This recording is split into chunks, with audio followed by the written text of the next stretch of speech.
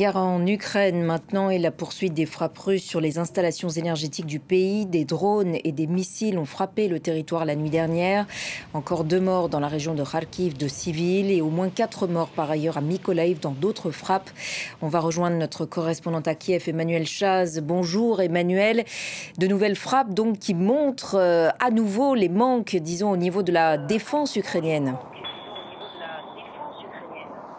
Oui, tout à fait. Et c'est d'ailleurs justement pour ça que l'Ukraine, par le biais de Volodymyr Zelensky et d'autres membres du gouvernement, continue de réclamer des systèmes de défense antiaérienne. On se souvient, il y a quelques mois, le président Zelensky parlait de 7 systèmes patriotes au minimum pour au moins protéger les plus grandes villes. Ces derniers jours, il a parlé de 25 systèmes patriotes plus d'autres systèmes de défense antiaérienne afin de pouvoir assurer une sécurité optimale. Alors cette sécurité, elle n'est pas encore atteinte. Vous l'avez dit, 2 morts la nuit dernière dans des frappes sur Kharkiv. Hier, en fin de journée, c'est la ville de Mykolaiv qui a été visée par un missile. Ce missile, il est tombé sur un jardin d'enfants avec 4 victimes, dont un adolescent de 13 ans.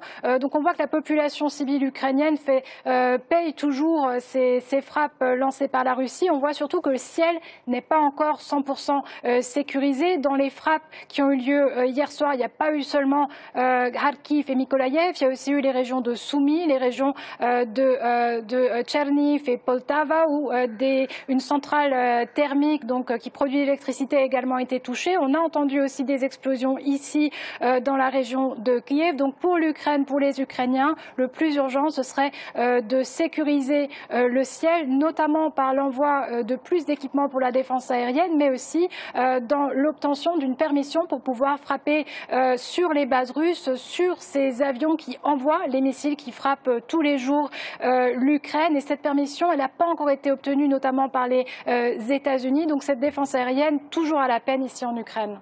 Et par ailleurs, hier soir, vous avez commencé à l'évoquer, Volodymyr Zelensky et Donald Trump se sont parlé.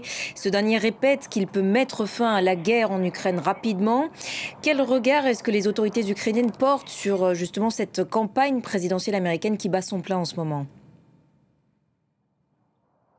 Effectivement, c'est vraiment une très forte attention qui est portée à ces élections. En témoigne justement cet échange téléphonique entre Volodymyr Zelensky et Donald Trump. Volodymyr Zelensky a bien sûr condamné la tentative d'assassinat contre le candidat Trump, contre l'ancien président des États-Unis. Et en fait, ce coup de fil, il montre aussi qu'on se prépare ici à une éventuelle victoire de l'ancien président américain au mois de novembre. Et effectivement, la population ici est tournée vers les États-Unis, attend justement de voir quel sera le résultat de cette élection, puisque de cette élection va dépendre également la politique américaine à l'égard de l'Ukraine. Volodymyr Zelensky a dit après ce coup de fil qu'il était bien conscient qu'il serait extrêmement difficile, que ce serait un travail difficile de travailler avec les États-Unis en cas de victoire de Donald Trump, mais il a également temporisé en disant nous savons travailler dur ici en Ukraine, donc une campagne électorale américaine qui est évidemment très suivie ici.